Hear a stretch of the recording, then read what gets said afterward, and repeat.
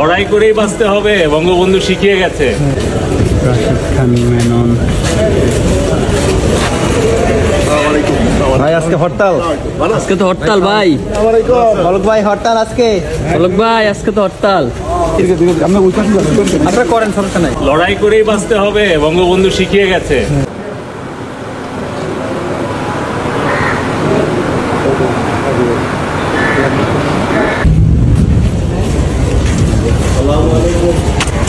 Sir কেমন আছেন?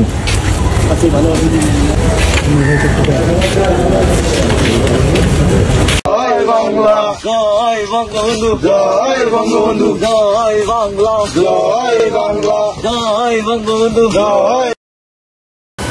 Professor Yunus Aynaghor পরিদর্শন করলো না। ওই পরিদর্শনের পর সোশ্যাল মিডিয়াতে যতগুলো আয়নাঘর নিয়ে পোস্ট টোস্ট হয়েছে না, ভিডিও টিডিও আসছে, সবগুলোতে যে আওয়ামী লীগাররা, এই জাউরারা হারিয়ে একদম উপহাস করেছে। বলছে এটা নাটক, বলছে স্ক্রিপ্ট দুর্বল, অভিনয় দক্ষতার অভাব, কত কিছু কথাবার্তা। আয়নাঘর নিয়ে প্রকাশিত ভিডিওর নিচে এমন অগণিত কমেন্টস, হাসি ঠাট্টা, ট্রল। বড় বড় মেইন স্ট্রিম মিডিয়ার ফেসবুক পেজে এই সমস্ত ভিডিওগুলোতে আসছে, এগুলোতে হাহারি একটা ভরপুর। এটা নিয়ে কাজ করছে ওয়াসাদ সিস্টার্স, অ্যানালাইসিস করছে, ডকুমেন্ট করছে।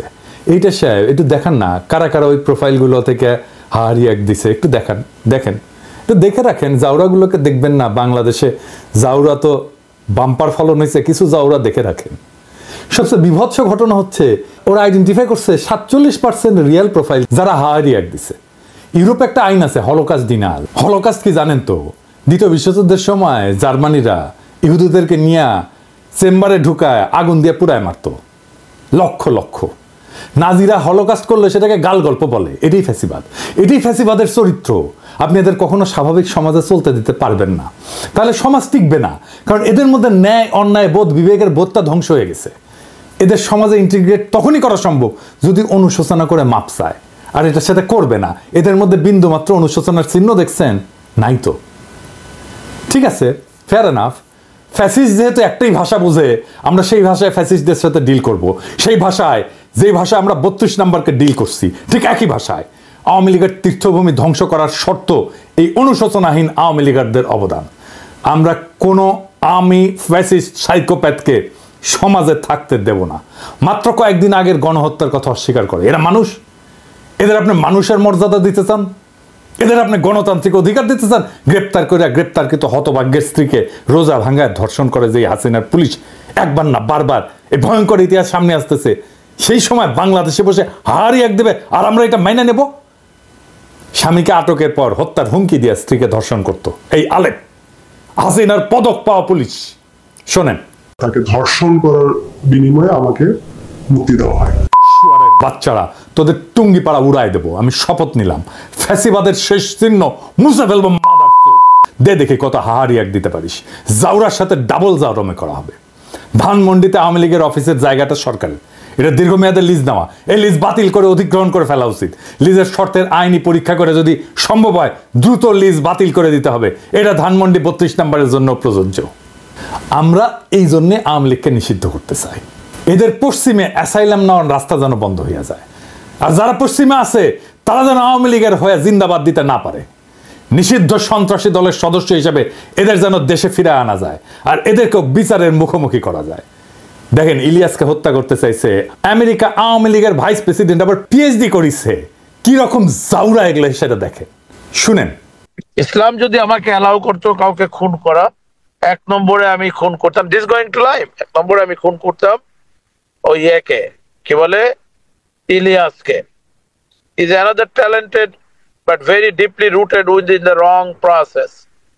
And this Hassanat guy, ওরে বাংলাদেশে ফিরে আনতে হবে। আগে তাকে আমেরিকা আইনি ব্যবস্থার মুখোমুখি করতে হবে। আমেরিকায় যারা আছেন তারা ব্যবস্থা নেবেন।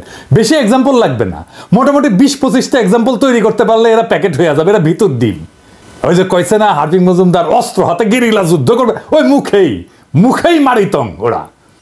আমার কাছে মনে হয় এই দেশকে, মানে এইখানে একটা যুদ্ধ শুরু হয়ে গেছে।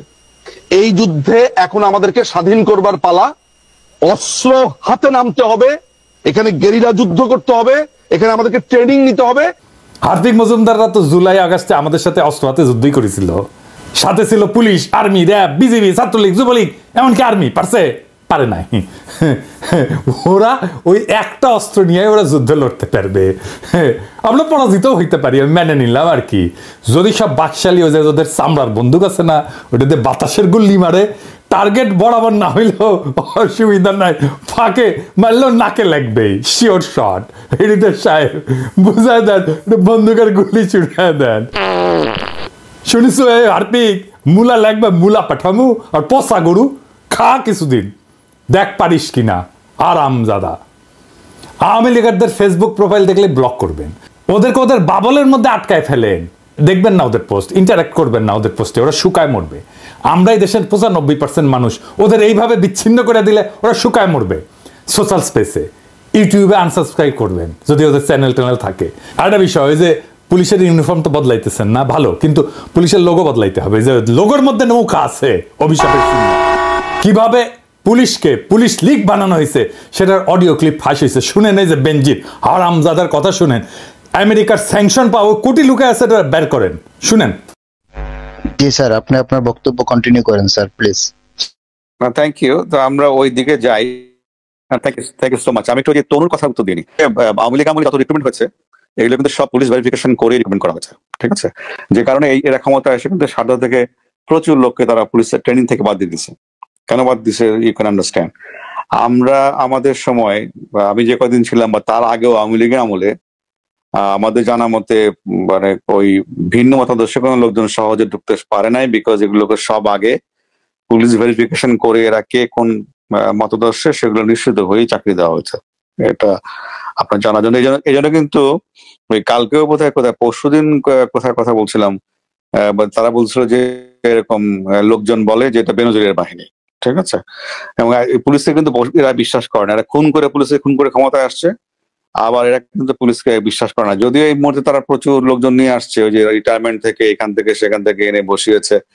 ওই যে আপনার 2008 সালের আগে 9 সালের আগে যারা রিক্রুট ছিল পুলিশে তাদেরকে সামনে নিয়ে আসছে, এইভাবে কিছু লোকজনকে সামনে নিয়ে চালানোর চেষ্টা করছে, কিন্তু বেসিক্যালি কিন্তু তারা পুলিশকে বিশ্বাস করে না। তারা মনে করে যেগুলো আওয়ামী লীগের সমর্থক, পুলিশ ইন্টার বাহিনী আওয়ামী লীগের সমর্থক। আর আমি মনে করি যে এই আওয়ামী লীগের পুলিশ বাহিনী তো আসলে বঙ্গবন্ধুর নেতৃত্বে কাজ করার ঐতিহ্য ইতিহাস আছে। আপনারা জানেন যে আপনার 25শে মার্চ কাল রাত্রে তো যে অ্যাটাক গুলো হয়েছিল তার মধ্যে প্রধান হচ্ছে রাজারবাগ পুলিশ লাইন, এবং তারাই প্রথম কিন্তু স্বাধীনতার সপক্ষে প্রথম গুলি বর্ষণ তারাই করেছে কিন্তু পাক আর্মিদের বিরুদ্ধে। তো ওখান থেকে কিন্তু এদের একটা এই বাহিনীর একটা ঐতিহ্য আছে, প্রো আওয়ামী লীগ ঐতিহ্য বা প্রো লিবারেশন ঐতিহ্য আছে। এবং কন্টিনিউয়াসলি মাঝখানে যদিও অনেক বছর আওয়ামী চেতনার যারা বিরোধী তারা ক্ষমতায় ছিল তাদের লোকজন ঢোকানোর চেষ্টা করেছে, but end of the day আমি মনে করি এখনো এই প্রো লিবারেশন বা প্রো এল ফোর্স, এই ফোর্সের মধ্যে বা সদস্য এই ফোর্সের মধ্যে সংখ্যাগরিষ্ঠ। তো সেই আস্থা থাকতে হবে, আমার মনে আস্থা থাকা ভালো। এবং এন্ড অফ দি ডে দেখবেন যে এরাই আপনার একসময় সহযোগী হয়ে দাঁড়াবে আর কি। এই মুহূর্তে হয়তো না পারলেও কোন একটা সময় সহযোগী হয়ে এদের সহযোগিতা আপনারা পাবেন। আর আমি চেষ্টা করছি পুলিশ বাহিনীর সদস্যদের যারা আপনারা জানেন যে প্রচুর লোকজন তো যখন 5ই আগস্টের পরে প্রচুর পুলিশের সিনিয়র অফিসাররা কর্মস্থল ত্যাগ করে গেছে, আর আসে নাই। আর প্রায় 300-350 অফিসারকে ইতিমধ্যে চাকরিচ্যুত করা হয়েছে। সমসংখ্যক কর্মকর্তাকে বিভিন্ন জায়গায় সংযুক্ত করে রাখা হয়েছে, মানে তাদের ডিউটি থেকে প্রত্যাহার করে অকার্যকর করে রাখা হয়েছে। এবং করে তারপরে এই যে এই গ্যাপে তারা ওই যে আওয়ামী লীগ যখন ক্ষমতায় ছিল না সেই সময় যে রিক্রুট যারা তাদেরকে নিয়ে আসা হয়েছে, অনেকে রিটায়ার করেছে তাদেরকেও নিয়ে আসা হয়েছে। তো ফলে এটা ভঙ্গুর অবস্থা, এটা এই বাহিনীর। আমি চেষ্টা করছি যারা বাহিনীতে কাজ করতেছে তাদের সঙ্গে যোগাযোগ স্থাপন করার জন্য। এটা আমি করে যাব, যাতে করে এই বাহিনীর সহযোগিতা সাপোর্ট আপনারা পেতে পারেন, সে চেষ্টা আমার অব্যাহত থাকবে। আর রিগার্ডিং দলীয় প্রোগ্রাম, এটা তো মাননীয় প্রধানমন্ত্রী দেবেন, নেত্রী দেবেন, যেটা প্রোগ্রাম দেবেন যেটা ওখান থেকে আসবে সেটাই আমাদের সবাইকে বাস্তবায়ন করতে হবে, বলবৎ করতে হবে। তবে বলবৎ বাস্তবায়ন কিভাবে করবেন এটা হচ্ছে আপনার মনসিয়ানা। যেমন ওই যে এটা করতে গিয়ে তো অনেক প্রায়োগিক ক্ষেত্রে অনেক সমস্যা উদ্ভব ঘটতেছে, আমি জানি, বিভিন্ন সময় আমার সঙ্গে অনেকে কথা বলে। তো এই যে সমস্যাগুলো হচ্ছে সেগুলোকে আমাদের স্থানীয় পর্যায়ে সেগুলোকে মোকাবেলা করে এটা এই পুলিশকে রাহুমুক্ত করতে হবে। যারা রাহুমুক্ত করার কাজ করতেছে তাদের বিরুদ্ধে ষড়যন্ত্র শুরু হয়েছে, বুঝছাও? কারা করতেছে নাম কইলাম না, কিন্তু আমরা সব জানি। পুলিশের নেতৃত্বকে শান্তি মতো কাজ করতে দিবেন। যারা নানা ধান্দায় চুকলি কাটতেছেন পুলিশের নেতৃত্বের বিরুদ্ধে সাবধান করে দিতেছি, ভাইজান আপনাদের সকলের আমল নামা করলে আছে আমার কাছে। আমি চুনাপটিদের পিছে লাগি না, এটা আমার স্বভাব বিরুদ্ধ, কিন্তু পুলিশের সংস্কারের যে ধারা শুরু হয়েছে, যেটা আমরা দেখতে পারতেছি, সেটাকে নেতৃত্ব শূন্য করে বাধা সৃষ্টি করতে চাইলে তারা ছাড়া হবে না। সাবধান হইয়া যান যারা পুলিশের বর্তমান নেতৃত্বের বিরুদ্ধে চুকলি কাটতেছেন। শুনলাম প্রফেসর ইউনূস সাহেব নাকি চুকলি কাটতে গেছিলেন, সত্য নাকি? হ্যাঁ, স্যারের পাঠায় দিই আপনাদের আমল নামা দিব, চাপা মায়ের দিয়ে দিব কলে। তাই সাবধান হইয়া যান, এই বান্দা জিন্দা আছে। আর হ্যাঁ, ওই যে হাঙ্কারে যে পুলিশ সদস্য ছিল না, ওই যে ছত্রভঙ্গ করছিল, কাউরে না পিটায় কাউরে না মাইরা, ওটা খুঁজে পাওয়া গেছে। নাম রিয়াদ হোসেন, ডেমরা পুলিশ লাইনে। দেখেন সামাজিক যোগাযোগ মাধ্যমে ভিডিওটি ভাইরাল হলো, তখন আসলে জনমুখে আর কি অনেকজন অনেকভাবে আমাদেরকে প্রশংসা করতেছে, এবং আমরা চাই যে বাংলাদেশ পুলিশ যেমন জনগণের পাশে ছিল, আছে এবং থাকবে, আমরা তাদেরকে আরো সেই আস্থাটুকু আনতে পারি যে আমরা যাতে ভালোভাবে তাদের সাথে কাঁধে কাঁধ মিলিয়ে বাংলাদেশকে গড়তে পারি। এখন ভাইরাল হলো, বন্ধু বান্ধব বা তারপরে সহকর্মী যারা আছেন, আত্মীয় স্বজন, পরিবার, সবাই আসলে আমাকে নিয়ে গর্ববোধ করছেন। আমিও চাই যেন আমি আমার দেশের জন্য কিছু করতে পারি। আরে ভাই, মন তো ভরলো না এই রিপোর্ট দেখে। ওর বাড়ি কোথায়? বাবা মাকে যেই মা এই সোনার ছেলের পেটে ধরছে, তারও তো আমাদের সম্মান জানাতে হবে, তারা সালাম দিতে হবে না? তো এইটা ছোটখাটো রিপোর্ট না, বড় রিপোর্ট চাই। আর হ্যাঁ, ওকে বিভাগীয় পুরস্কার দেওয়া হোক, পুলিশ পদক দেওয়া হোক তারে। এবার আসেন হাদানকারী আফসোস লীগের আলাপে ফিরে আসি। আবার যারা জুলুমকে অস্বীকার করছে, যারা উপহাস করছে, তাদের ক্ষমা নাই। আমি পবিত্র কোরআন শরীফের একটা আয়াত পড়ি, সেখানে ঠিক একই ধরনের বার্তা আছে। যারা অপরাধী তারা বিশ্বাসীদের উপহাস করত, এবং তারা যখন তাদের কাজে দিয়ে গমন করত তখন পরস্পরের চোখ টিপে ইশারা করত। তারা যখন তাদের পরিবার পরিজনের কাছে ফিরত তখনও হাসাহাসি করে ফিরত। যুগ বদলায় কিন্তু জালিমরা বদলায় না, ওই একই আবরণ নিয়ে ফিরে আসে বারবার। আর পবিত্র কোরআনেই বলা আছে কি করতে হবে, কোনটা আমাদের করণীয়, আর এদের ভাগ্যে কি আছে সেটা বলা আছে। তারা সামান্য হেসে নেই, শীঘ্রই তাদের কৃতকর্মের জন্য প্রচুর কাঁদবে। এখন প্রশ্ন হচ্ছে, কেন, কিভাবে তাদের এই সাহসটা তৈরি হইল? কারা এই সাহস তৈরিতে ভূমিকা রাখলো? আসেন সেটা বুঝে দেখি। 5ই আগস্টের পর আমরা দেখছি সমস্ত অর্গানাইজ শক্তি কেন্দ্র যেগুলো ছিল, যেমন ধরেন বড় রাজনৈতিক দলগুলো, আর্মি, এরা আওয়ামী ফ্যাসিস্টদের আশ্রয় দিল। প্রথমে আশ্রয় দিল আর্মি সারা দেশের ক্যান্টনমেন্টগুলোতে, তারপরে জাতীয় স্থানীয় পর্যায়ে বিএনপি, জামাত, কিছু নেতা, এমনকি পুলিশ ডিজিএফআই নিরাপদে সীমান্ত পার করে দিল। আর্মির হেফাজত থেকে পালায় গেল লেফটেন্যান্ট জেনারেল মুজিব। কাউকে এর জন্য দায়ী করা গেছে? করা হয়নি। কেন করা যায়নি? ওয়াকারের বিরুদ্ধে কিছু বললে হুক্কা হুয়া শুরু করে দেয় ডিজিএফআই এর পেইড এজেন্টরা। ওয়াকারের জন্য নাকি ইন্ডিয়া বাংলাদেশে আক্রমণ করে নাই। হ্যাঁ, খারান হাইসানি, আমি না ঘোড়ায় আসবো। ডিজিএফআই ভালো, খুবই ভালো। বয়ান দেয় ডিজিএফআই নাকি একাই গুম করে না, আরো সবাই করেছে, তাই ডিজিএফআই অত খারাপ না। হ্যাঁ, ডিজিএফআই ভালো, খুবই ভালো ছেলে, সন্ধ্যাবেলা হাত মুখ ধুয়ে পড়তে বসে, তাই না? যে আর্মি চিফ 5ই আগস্টে সারাক্ষণ ইন্ডিয়ান আর্মি চিফের সাথে কথা বলছে, হাসিনার বনজামাই জন্য মেডিকেলি আনফিট হওয়ার পরে আর্মি চিফ হয়েছে, যার কমান্ডে আর্মি সবচেয়ে বেশি হত্যাকাণ্ড চালাইছে ছাত্র জনতার উপরে, যেই শহীদের শরীরে বেধা 66% গুলি আসছে আর্মির অস্ত্রাগার থেকে। আমার কথা না, জাতিসংঘের কথা। সেই আর্মি চিফ ইন্ডিয়া থেকে বাংলাদেশ বাঁচাইতেছে। হে খোদা, আমারে উঠায় নাও, নয়তো দড়ি ফেলাও, বায়ে উঠে যায়। এই বয়ান যারা বলে তারা কার স্বার্থ রক্ষা করে? এই বয়ান যারা বলে তারা কার ক্রীড়নক? এই বয়ান যারা বলে তারা কার পুতুল? তাদের কি নাচায় আমরা জানি। ছাগল নাচে খুঁটির জন্য, আর এই খুঁটিটা কি সেটাও আমরা জানি। বাংলাদেশে হাসিনার পলায়নের সবচেয়ে বেশি ঝামেলা এখন কে পড়েছে? এটা বুঝলে আমরা সব রাজনীতি ফকফকা করে বুঝতে পারবো। আসেন সেটা বুঝে দেখি। সবচেয়ে বেশি ঝামেলায় পড়েছে মোদি। আন্দোলন, বিপ্লব দমনে পুলিশের পোশাকে অন্য দেশের নাগরিকদের থাকার প্রমাণ মিলছে। আন্তর্জাতিক অপরাধ ট্রাইব্যুনালের চিফ প্রসিকিউটর বলছে নিজেই, প্রমাণ, অনুমান না, তার মানে প্রসিকিউশন হাসিনার বিরুদ্ধে না, ভারতের মোদিকে এখানে মামলায় ঢুকাবে। মোদির আরো সমস্যা আছে। বিএনপির সালাউদ্দিন সাহেবকে কিভাবে ঢাকা থেকে ধরে নেওয়ার পরে ইন্ডিয়া পাওয়া যায়, সুখরঞ্জন বালিকে কিভাবে হাইকোর্টের সামনে থেকে অপহরণ করার পরে ইন্ডিয়ার জেলে পাওয়া যায়। মোদিকে এটার জবাব দিতে হবে তো, ইন্ডিয়াকে রাষ্ট্র হিসেবে এটার জবাব দিতে হবে তো। হাসিনাকে তার দলের সব দুর্বৃত্তকে কেন আশ্রয় দিচ্ছে ইন্ডিয়া, আর কিভাবে বাংলাদেশের রাজনীতিতে হস্তক্ষেপ করছে সেটা তো আমরা জানি। হাসিনার অপরাধের সলিড এভিডেন্স পাওয়া গেছে জাতিসংঘ থেকে। আমরা করি নাই, প্রফেসর ইউনূস করে নাই, প্রফেসর ইউনূসের প্রশাসন করে নাই, করছে থার্ড পার্টি জাতিসংঘ। এইটার কোনো যদি কিন্তু নাই, এর সে সলিড এভিডেন্স হয় না। বাংলাদেশের আদালতে বেইজ্জতি এটা মোদি ঠেকাইতে চায়। এইটা ভারত রাষ্ট্রের জন্য জরুরি। কিভাবে ঠেকাবে? একটাই রাস্তা আছে, প্রফেসর ইউনূসকে যত দ্রুত সম্ভব বিদায় দেওয়া। প্রফেসর ইউনূসকে বিদায় দিতে পারলে বাংলাদেশের সবকিছু আগের অবস্থায় চলে যাবে। এইখান থেকে পাইছে সাহস, আবার আগের গৌর, আবার হেডম নিয়ে আমরা আসতেছি। আর টাকা পয়সা তো আছেই, সবাই রে কিনে ফেলবে, এই হইতেছে প্ল্যান। সেই জন্যে আগাম নির্বাচন, দ্রুত নির্বাচন, এই সমস্ত আলাপ তিস্তানিয়া প্রোগ্রাম করে আর এক্সিকিউট করে কি? দ্রুত নির্বাচন আর প্রফেসর ইউনূসের দ্রুত বিদায়, এই ইন্ডিয়ান প্ল্যান এক্সিকিউট করে। আপনারা বুঝে হোক না বুঝে হোক ইন্ডিয়ান ব্যাগেজ কান্দে নিছেন। এই ব্যাগেজ আমরা মাইনা নেব না, কোনোদিন মাইনা নেব না। বাংলাদেশের রাজনৈতিক দলগুলো কখনো জনগণকে দেওয়া প্রতিশ্রুতি রাখে নাই, ইতিহাস সাক্ষী। 1990 3 জোটের রূপরেখা রাখে নাই। তত্ত্বাবধায়ক সরকারকে প্রশ্নবিদ্ধ করছে প্রথমে বিএনপি, বিচারপতির বয়স বাড়ায়। এরা ক্ষমতায় থাকার জন্য সবকিছু করতে পারে। বিএনপি নির্বাচনের আগে যাই বলুক এটা রাখবে না, সে কোনো সংস্কার করতে দিতে চায় না। নির্বাচন হইলে সবকিছু কইরা ফেলবো, এইটা হইতেছে ওই সেই প্রেমিকের মতো, যে প্রেমিকার সামনে এসে তার সাথে প্রেম করার জন্য যা কিছু বলে সব কিছু মিথ্যা। ওই মিথ্যা কথা বলতেছে তারা। প্রেমিকার সামনে উত্তেজিত প্রেমিকা এসে যা যা বলে না, বিএনপি তাই বলতেছে নির্বাচনের জন্য। কোনোটা রাখবে না, সে কোনো সংস্কারও করতে দিতে চায় না। আওয়ামী লীগ নিষিদ্ধের কথা বললে বলে জনগণ ঠিক করবে। আরে বাবা, জনগণ কেমনি ঠিক করবে?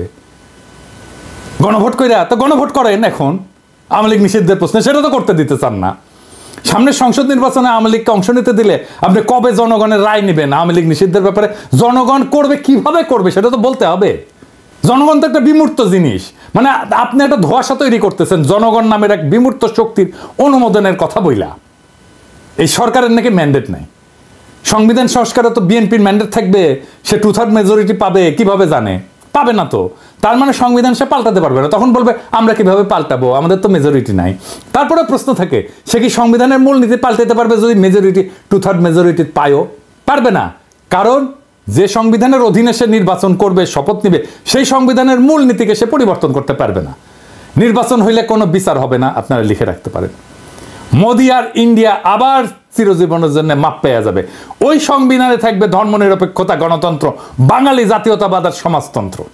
সেইটা আমাদেরকে এত রক্তের পর, বিপ্লবের পরেও আমাদেরকে ওই সংবিধানই টাইনা নিয়ে যাইতে হবে। মোদি আর ইন্ডিয়া চিরজীবনের জন্য মাপ পেয়ে যাবে। তাদের যে আমরা পাইরা ফেলতে পারছিলাম, সেই সুযোগ হেলায় আমরা হাতছাড়া করে ফেলবো। কম্প্রোমাইজ করে ফেলবে যারাই ক্ষমতায় আসুক। কে আসবে আমি জানি না, যারাই আসুক রাজনৈতিক দল তারাই কম্প্রোমাইজ করে ফেলবে। প্রফেসর ইউনূসের সামনে গিয়া রাজনৈতিক দলগুলো এক কথা বলে, বাইরে এসে আর এক কথা বলে। প্রফেসর ইউনূস দিছে চাপা মায়ের, ওস্তাদের মায়ের শেষ রাতে কইছে আপনারা যা চান লিখে দেন, কোন সংস্কার চান, কোনটা চান না, কোনটা আংশিক চান, কোন সংস্কারই চান না, সেটা লিখে যা চাইবেন। আমাদের তো কোনো এজেন্ডা নেই, সবাই মিলে যেটা চাইবেন শুধু সেটাই আমরা করব। তবে আমরা ওয়েবসাইটে দিয়ে দেব কে কি চাইছিলেন। আপনারা কোন দল কোনটা ইয়েস বলছেন আমরা রাজি, কোন দল নো বলছেন আমরা রাজি না, কোন দল বলছে আমরা সংস্কার রাজি, আমরা সবাই ওয়েবসাইটে দিয়ে দেবো। দেশের যে কোনো মানুষ দেখতে পাবে কোন কোন বিষয়ের প্রতি তার সম্মতি আছে, কোন বিষয়ের প্রতি মানুষের সম্মতি নাই। এটা কোনো গোপন জিনিস না, এটা রাজনৈতিক দলের একটা বক্তব্য। আপনি বলেন যে আমি কোনোটার দিকে সম্মতি নেই, লিখে দেন, আমরা ওটা ওয়েবসাইটে দিয়ে দেবো যে এইটার এই দলের তারা বলেছেন কোনোটার প্রতি সম্মতি, অথবা আমরা সব কাটার প্রতি আমরা একমত হলো, আমরা একমত হতে পারি, আমরা কিছুটা সংশোধন সাপেক্ষে একমত হতে পারি, অথবা এইটাতে আমরা রাজি না, এটা আমরা ধরতে চাই না, হতে পারে। আপনাদের ইচ্ছাটা প্রতিফলন করা আমাদের দায়িত্ব হলো জাতির সামনে আপনাদের ইচ্ছাগুলোকে তুলে ধরা। এর ভিত্তিতে আমরা কি কাজ করবো সেটা আমরা পরে দেখার পরে ঠিক করবো যে এটা কি করা যায়, আপনাদের বক্তব্যগুলো কি আছে। বুঝছেন? ব্যাস মুখে এখন তালা। এইবার রাজনৈতিক দলগুলো বুঝবে অ্যাকাউন্টেবিলিটি কারে বলে, দায় নেওয়া কাকে বলে। এইবার তারা বুঝবে রাজনীতি জিনিসটা কত কঠিন, জটিল। এটা ছেলের হাতের মোয়ানা। এতদিন ভালসুনদের সাথে খেলছে তো বুঝতে পারে নাই রাজনীতি কত কঠিন। এবার প্রফেসর ইউনূসের সাথে খেলতে গেছে, বুঝেছে প্রফেসর ইউনূস একাই খেলে দিছে একটা কথায়। রাজনৈতিক দলগুলোকে বলি, কোনো বিশেষ দলকে উদ্দেশ্য করে এটা বলতেছি না, সবাইকে বলতেছি, বাংলাদেশে ইন্ডিয়ান ব্যাগেজ নিয়ে রাজনীতি করার দিন শেষ। ইন্ডিয়ান ব্যাগেজ থাকলে আপনার রাজনীতির কোনো ভবিষ্যৎ নাই। আপনি যত বড় রাজনৈতিক দল হন না কেন, কোনো লাভ নাই। পিনাকির আপনি হুতায় ফেললেও আপনি বেচবেন না, পিনাকি হইতে যাবে কিন্তু আপনি বেচবেন না। বাংলাদেশের রাজনৈতিক বাস্তবতা আপনাদের ইন্ডিয়ান ব্যাগেজ নিয়ে রাজনীতি করতে দেবে না, ফুল স্টপ। প্রফেসর ইউনূসের প্রতি আহ্বান, আপনার এই অন্তর্বর্তীকালীন সরকার ভেঙে দেন, বিপ্লবী সরকার গঠন করেন। জন আকাঙ্ক্ষা সেইটাই। এই বিপ্লবী সরকার থাকবে ততদিন যতদিন হাসিনার এই বাকি টার্ম আছে ততদিন। 5ই আগস্টের পরে যে সুযোগ আমরা হারাইছিলাম, সেই হারানোর সময় আবার ফিরে আসছে। এই মুহূর্তে আবার হারায় যাওয়ার আগেই বিপ্লবী সরকার গঠন করেন। দেশের রাজনীতির গুণগত পরিবর্তন হয়েছে, তাকে ধারণ করেন। বিপ্লবী সরকার গণপরিষদের নির্বাচন দেবে, সবাই নির্বাচন করছে, দ্রুত নির্বাচন দিয়ে দেবে। বিপ্লবী সরকার গঠন করে 1 মাসের মধ্যে গণপরিষদ নতুন সংবিধান রচনা করবে। আপনারা নির্বাচন করেন সেইখানে, সেই সময় বিপ্লবী সরকার সংস্কার সম্পন্ন করবে। নতুন সংবিধান রচিত হলে গণপরিষদ ভেঙ্গে দিয়া সেই নতুন সংবিধানের অধীনে নির্বাচন হোক। আপনারা সবাই উৎসবের সাথে সেই নির্বাচনে অংশ নেন। আমি ব্যক্তিগতভাবে চাই প্রফেসর ইউনূস জাতির নেতৃত্ব থেকে যেন তারপরেও বিদায় না নেন। তিনি যেন রাষ্ট্রপতির পদকে অলংকৃত করেন। তিনি আসলেই অলংকার হয়ে উঠবেন রাষ্ট্রপতি পদের জন্য। আমরা উনার অভিভাবকত্ব এত তাড়াতাড়ি হারাইতে চাই না। বাংলাদেশকে আমাদের শক্ত অর্থনৈতিক এবং রাজনৈতিক ভিত্তির উপরে দাঁড় করানোর জন্য প্রফেসর ইউনূসের অভিভাবকত্ব আমাদের দরকার। ছাত্র জনতার আকাঙ্ক্ষার রাষ্ট্র তৈরি করে দেওয়াটা আমাদের দায়িত্ব এবং কর্তব্য। আমাদের সেই প্রতিশ্রুতি ভুলে গেলে চলবে না। আমরা এক কঠিন জটিল সন্ধিক্ষণে দাঁড়ায় আছি। একদিকে ভয়, অন্যদিকে সম্ভাবনা। যারা সত্যকে বিকৃত করছে, ইতিহাসের নির্মম বাস্তবতাকে উপহাস করছে, তারা শুধু নিজেদের মানবিকতাই হারায়নি, তারা আমাদের ভবিষ্যৎকেও হুমকির মুখে ফেলে দিছে। কিন্তু ইতিহাস সাক্ষী, জুলুম কখনো টেকসই হয়নি, জুলুম কখনো টেকেনি, জালেম কখনো টেকেনি। প্রত্যেকটা ফ্যাসিস্ট শক্তির শেষ আছে, আর সেই শেষ তারাই ডেকে আনে যারা সত্যকে মুছে দিতে চায়। আমাদের করণীয় একটাই, হাসিনা আর তার দোসরদের বিচার নিশ্চিত করা, রাষ্ট্রের ন্যায়ের ভিত্তি পুনর্নির্মাণ করা। আমাদের রাজনীতি কোনো আপোষের রাজনীতি হইতে পারে না। আমাদের লক্ষ্য একটাই, ফ্যাসিবাদের শেষ চিহ্ন মুছে ফেলা। আমরা জানি এই পথ সহজ না, বাধা আসবে, কিন্তু এই লড়াই শুধু রাজনীতির লড়াই না, এটা আমাদের অস্তিত্বের লড়াই। প্রফেসর ইউনূসের নেতৃত্বে আমরা একটা নতুন অধ্যায়ের সূচনা দেখছি। এই মুহূর্তটা আমরা হারাইতে পারি না। আমাদের সাহসী হইতে হবে, সংগঠিত হইতে হবে। এই লড়াই শুধু আওয়ামী ফ্যাসিবাদের বিরুদ্ধে না, এটা পুরো সিস্টেমকে বদলে দেওয়ার লড়াই। এটা একটা বিপ্লবী আন্দোলনের ভিত্তি। আমরা একটা নতুন বাংলাদেশ গড়ব, একটা ন্যায়ের বাংলাদেশ গড়ব, একটা ইনসাফের বাংলাদেশ গড়ব, একটা মানুষের বাংলাদেশ গড়ব। ইতিহাস আমাদের দিকে তাকায় আছে। আমরা কি আমাদের সেই দায়িত্ব পালনে প্রস্তুত? ইনকিলাব জিন্দাবাদ।